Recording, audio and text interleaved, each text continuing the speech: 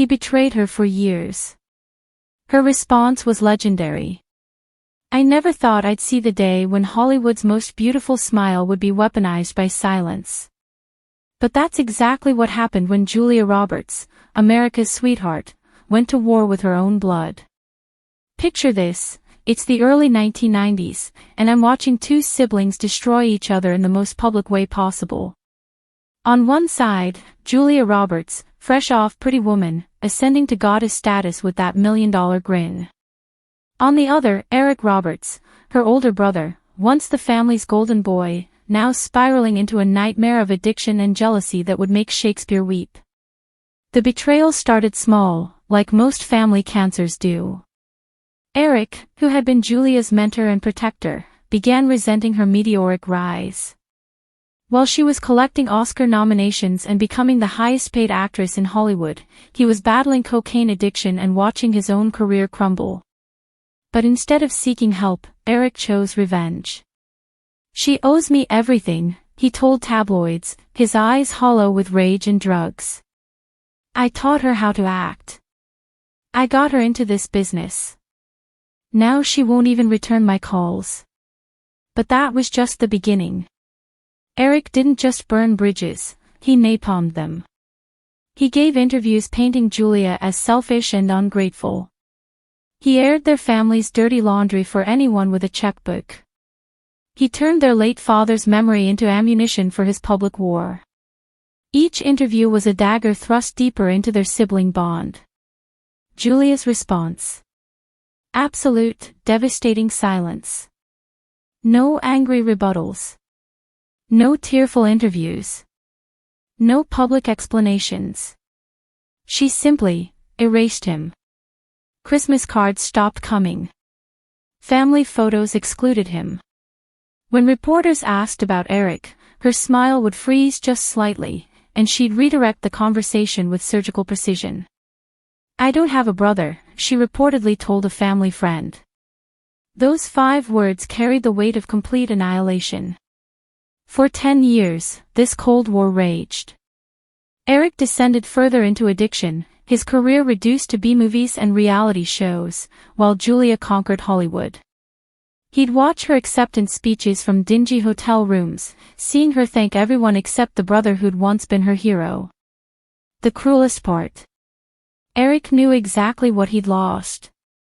In his clearer moments between highs, the weight of his betrayal would crash down like a tsunami. He destroyed the one person who'd always believed in him, and for what? Tabloid money.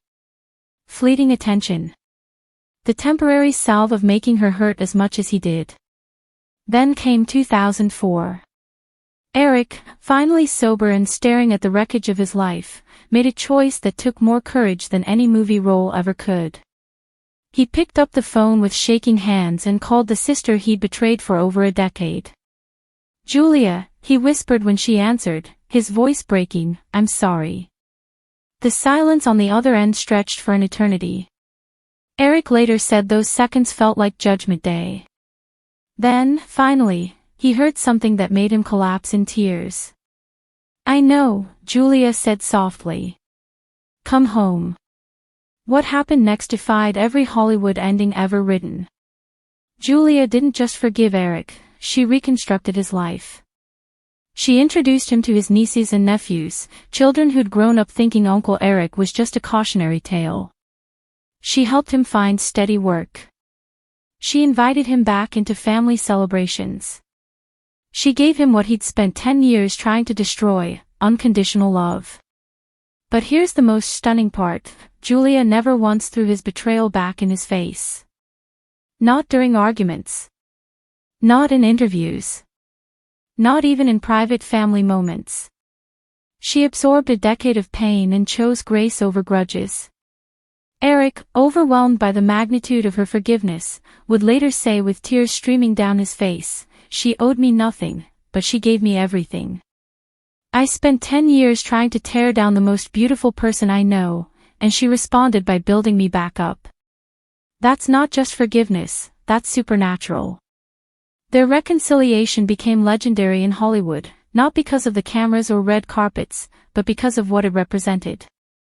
In a town built on grudges and revenge, two siblings proved that love could conquer even the deepest betrayals. Today, when Eric talks about Julia, his voice carries reverence usually reserved for saints. "My sister saved my life," he says simply. "Not from drugs or poverty or failure, but from becoming someone I couldn't live with. She gave me back my soul." And Julia? She still has that famous smile, but now it carries something deeper, the quiet satisfaction of someone who chose love when hate would have been easier, who chose healing when revenge would have been justified. Sometimes the most legendary response isn't the loudest one. Sometimes it's the whisper that says, "Welcome home." Subscribe to the channel and stay tuned for more incredible stories to come.